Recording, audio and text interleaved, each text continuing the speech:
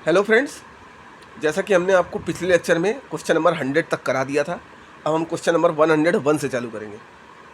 तो भारतीय साक्ष्य अधिनियम 1872 की निम्नलिखित में से किस धारा में आपराधिक विधि संशोधन अधिनियम 2018 द्वारा संशोधन किया गया है? तो ये धारा 146 है इसका आंसर सही। 1872 की धारा 146 प्रतिपरीक्षा में विधिपूर्ण प्रश्न का प्रावधान करती है, जिसके परंतु को दंड विधि संशोधन अधिनियम 2013 द्वारा प्रतिस्थापित किया गया, जिसमें दंड विधि संशोधन अधिनियम 2018 द्वारा संशोधन किया गया।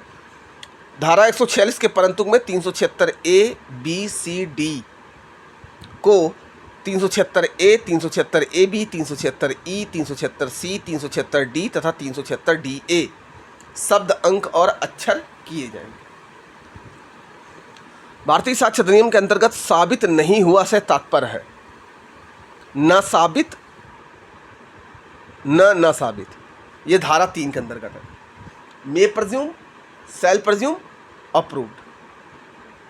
अब आता है निम्नलिखित में कौन सा सही सुमेलित नहीं है।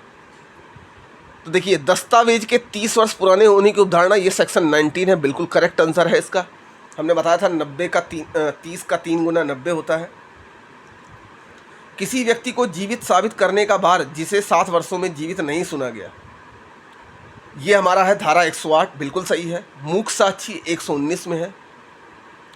और दहेज मृत्यु के लिए अवधारणा, ये 113 ए में नहीं है, ये 113 बी में है। 113 ए में विवाहित स्त्री द्वारा आत्महत्या की दुष्प्रेरणा है।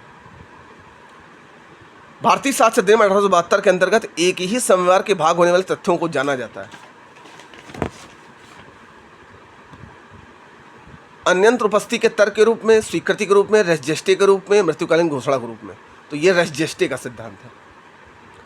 पलविंदर कौर बनाम पंजाब राज्य का आवाज निम्नलिखित में किससे संबंधित है? मृत्युकालिक कथन, संस्वीकृति, निर्णयों की सुसंगति या लेख पुस्तकों की प्रविष्टियाँ। तो ये संस्वीकृति से संबंधित है। भारतीय दंड संहिता 1860 की निम्नलिखित में से किस धारा से हिकलिन का नियम संबंधित है? तो हिकलिन का नियम जो है वो 292 है, और 292 को अश्लील पुस्तक आदि का विक्रय करना 292 के तहत अपराध माना जाता है। बलात्कार की पीड़िता की पहचान का प्रकटीकरण दंडनीय है। ये किसमें है? ये सेक्शन 228 में, 228 ए में है। ध्यान रखिएगा, सेक्शन 228 ए में कि बलात्कार की पीड़िता की पहचान का प्रकटीकरण दंडनीय है। उच्चतम न्यायालय ने नानक चंद बनाम पंजाब राज्य में भारतीय दंड संहिता की अधिलिखित किन धाराओं के मध्य अंतर की अच्छी तरह से की है? तो ये है 341 और 149 के मध्य। उच्चतम न्यायालय ने भारतीय दंड संहिता 1860 की धारा 34 और 149 के मध्य अंतर की व्याख्या की। 34 जो है सामान्य आशय से है और 149 सामान्य उद्देश्य से है। तो ध्यान रखिएगा, सामान्य आशय धारा 34 है और 149 जो है वो सामान्य उद्देश्य है। आपराधिक विधि संशोधन अधिनियम 2018 लागू हुआ। कब लागू हुआ? ये 21 अप्रैल 2018 को लागू हुआ। भारतीय दंड संहिता का प्रारूप तैयार किया गया प्रथम विधि आयोग द्वारा, द्वितीय विधि आयोग द्वारा, तृतीय विधि आयोग द्वारा या 16वें विधि आयोग द्वारा। तो ये प्रथम विधि आयोग द्वारा तैयार हुआ। अब देखिए, इसमें कुछ ऑप्शंस दिए हैं और ये बताना है किस सेक्शन में आता है।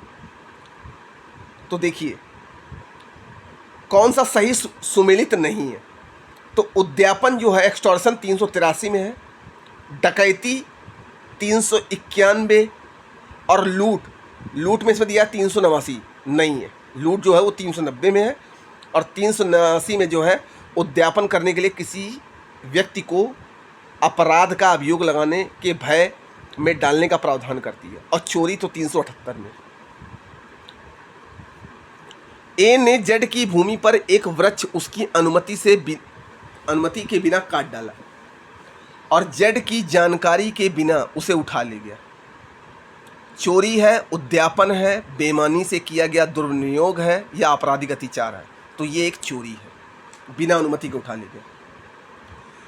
मूल्यवान वस्तुओं को पेटी ले जाते हुए एक बैल आ को मिलता है, वह उस बैल को इसलिए एक विशेष दिशा में हाँकता है कि वह मूल्यवान वस्तु बेईमानी से ले सके। आ ने करित की है लूट, आपराधिक न्यास भंग, चोरी या इनमें से कोई नहीं, तो उसने चोरी करी।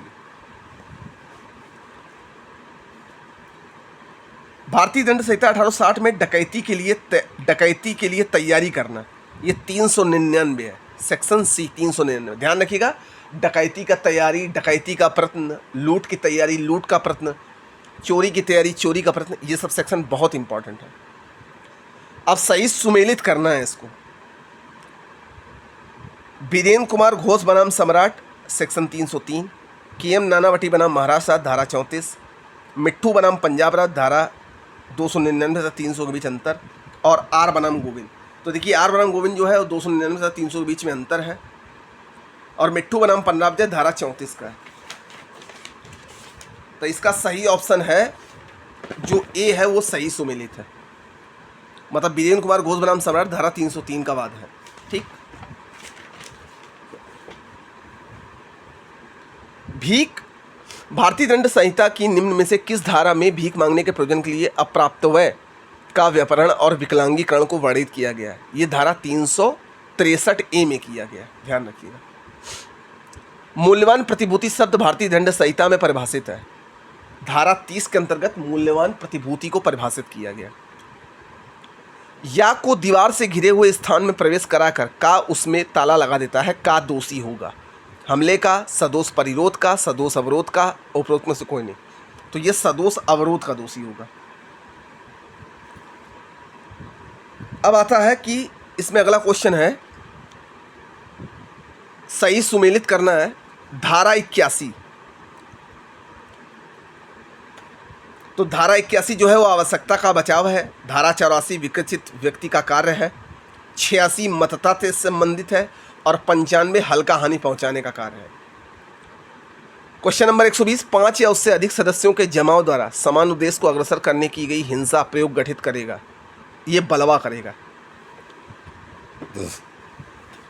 सॉरी।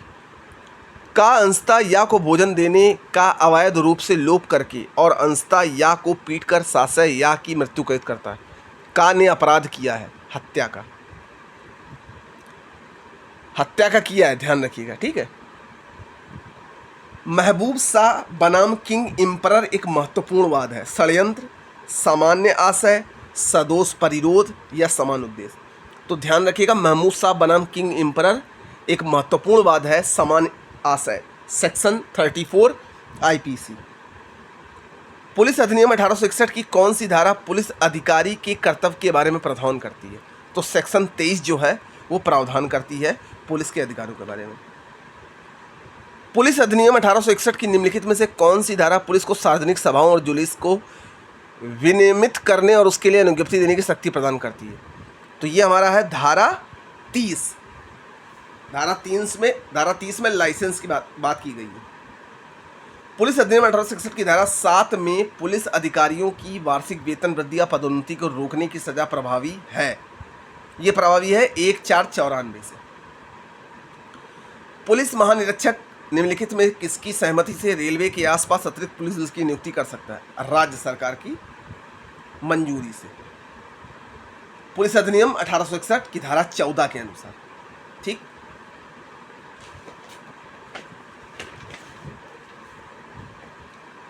उत्तर प्रदेश पुलिस विनियमन का कौन सा अध्याय फरार अपराधी से संबंधित है? तो अध्याय 19 जो है वो फरार अपराधी से संबंधित है। 215 में भगौड़े अपराधी से संबंधित है, 215 पैरा। उत्तर प्रदेश रेगुलेशन का निम्नलिखित में कौन सा पैरा सब परीक्षण और उसकी प्रक्रिया से संबंधित है? तो 139।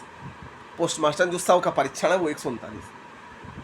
पुलिस अधिनियम 1861 के निम्नलिखित में किस धारा के में समान डायरी से संबंधित उपबंधों का प्रावधान किया गया? तो धारा 44 के अंतर्गत जनरल डायरी का यूज।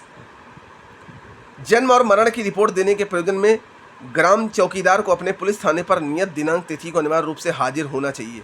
माह में 1 बार, माह में 2 बार, माह में 3 बार या वर्ष में 1 बार? माह में 2 बार। माह में 2 बार कम से कम उसको थाने पर हाजिर देना उचित है। दंड प्रक्रिया संहिता 1973 की निम्न में कौन सी धारा किसी पुलिस अधिकारी को महिला की गिरफ्तारी के समय उसके शरीर को छूने से प्रतिबंध करती है? तो ये हमारा है धारा 46 का 1 का परंतुक है, ध्यान रखिएगा। धारा 132 में बताना है कि कौन सा सही सुमेलित नहीं है। ठीक है, तो इसमें कौन सा सही सुमेलित नहीं है? मजिस्ट्रेट द्वारा गिरफ्तारी, ये सेक्शन